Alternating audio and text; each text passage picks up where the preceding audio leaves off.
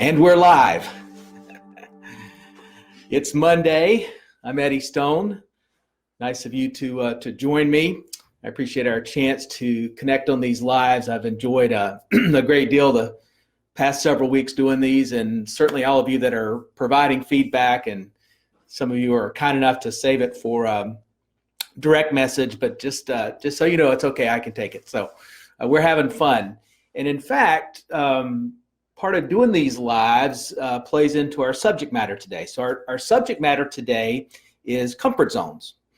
And for different folks, that sort of means different things. But for the most part, when we talk about comfort zones, it's about doing things that you're comfortable with, processes that you're comfortable with, people that you're comfortable with. And one of the things I've recognized over the years is that for people involved in our business, based upon personality types, kind of where they're coming from, the story that they have, they may have some hesitancy or some discomfort, maybe it is, about how they share their story, follow up and talk to people.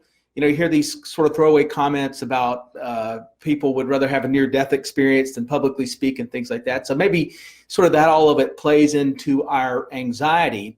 But I think about it a little differently than just say a comfort zone, because I realize that in order to be successful, you've got to have a little stress to a process, right? Just like if you want to make a fine piece of furniture, you're going to need some sandpaper, right? And so a little bit of stress, a little bit of managed anxiety, maybe even that it's planned for, would play a role in this. So I thought I would tackle that for you today and talk about some steps that I have found that can sort of invariably make an impact. Because here's one of the things I've learned.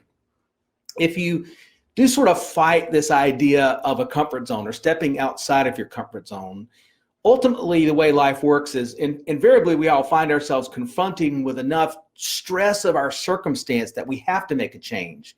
We probably all know people that because of downsizing or right sizing or something with family, they've had to change careers. That was sort of the last thing that they were looking for. So it can happen. You can even have a health crisis that all of a sudden is this massive wake-up call and forces someone to change the dynamics of how they deal with these kinds of issues. So here's the way I sort of begin tackling this subject. Instead of thinking about a comfort zone or stepping outside of a comfort zone, I think about it in terms of expanding your comfort zone.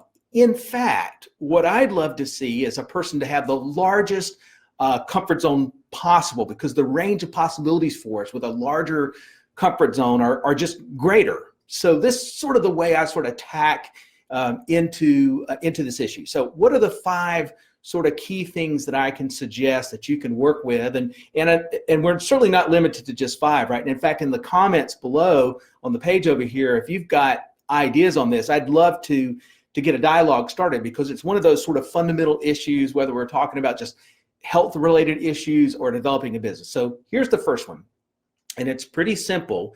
And that's to take a different approach to easy, simple decisions that you make on a daily basis, whether that's switching sides with your spouse or partner on the side of the bed that you sleep on, or trying new foods in the morning, or changing a little bit your routine in the morning hours. If you're accustomed to going to the gym at a certain time in the evening, maybe you try it in the morning. Things that will just throw you off your game just a little bit, just enough to sort of cause you to confront and recognize that there are different ways to do things, and it's okay if you change, right? And so whatever it happens to be, you want to do this. And if you're trying to talk and communicate with people, which I think is where this biggest issue of the comfort zone comes from, you can start simple by just trying to make eye contact with people, right? And just a little head nod or a wave, right? Even from the comfort of your car, right? People, at first, you might think, oh, people are going to find it silly, but people do appreciate a friendly gesture. And if you're a little gun shy about talking to people, then start with friendly gestures, right? It's one of the first things you can do.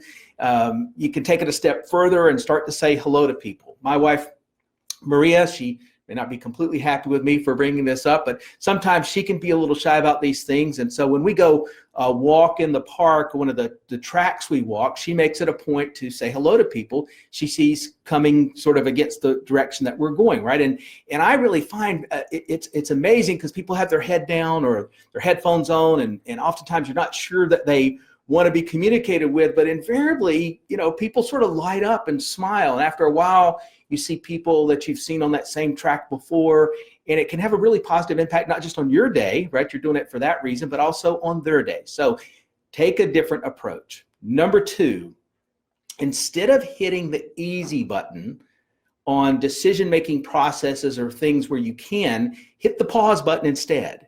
And think about your approach and think if there's anything different you might do to improve the outcome. Perhaps the outcome with what you're doing is the one you're looking for, but can it be accomplished more efficiently, more strongly, less costly in the workplace or whatever happens to be? We get so comfortable, right? That's what we're talking about in our processes, that we just sort of hit that easy button of life. Whatever we've been doing, we tend to do it the same way. So what if you hit pause and give it a thought, right? You'd probably be surprised how many times a new process might show up and cause you to think about things and improve the processes that you're dealing with differently. Number 3, and I'll tell you right up front, this is the hardest for me. You got to learn when you can to give up control and respect the environment that you're in and others that have the experience, expertise, and the wherewithal to make decisions, to execute a plan, and follow instead of always lead in this regard. It's empowering. As an entrepreneur, I have a tendency to think, well, I'll just do it myself, particularly if it's a series of steps I've got to take that I'm sort of unaccustomed to or unfamiliar with to get a job done. And really, I'm not just holding back my own self and my own productivity, but I'm not really providing the kind of leadership and encouragement to grow a team around me. The good news is, over the years, I've been able to surround myself through good fortune and hard work with some incredibly talented people, and my trust level with them has grown to the point where I know how to defer to their judgment and bring them into the process. But it's not easy. So if you're a person that likes to be in control and I'll just do it myself, just recognize that expanding your comfort zone in this regard and gaining confidence in those around you is incredibly empowering for not just them, but for you as well. Number 4, and this one is a little different, right? But do you remember the movie Yes Men with Jim Carrey? I don't know how many of you remember that, but it was really quite funny. And he was a person sort of locked into the status quo of his job. And he came home every day and did the same routine. And ultimately, his girlfriend found that all so boring that she left him, right? That's sort of one of the premises of the movie. And his friends were to the point where they're like, we don't even want to call you to go out with us on Friday or Saturday night because you're never going to do anything different. And circumstances, obviously a movie script, led him to a seminar where a guy was talking about saying yes to life. And in fact, I think the guru said something like, if you say no all the time to life, you're essentially not living.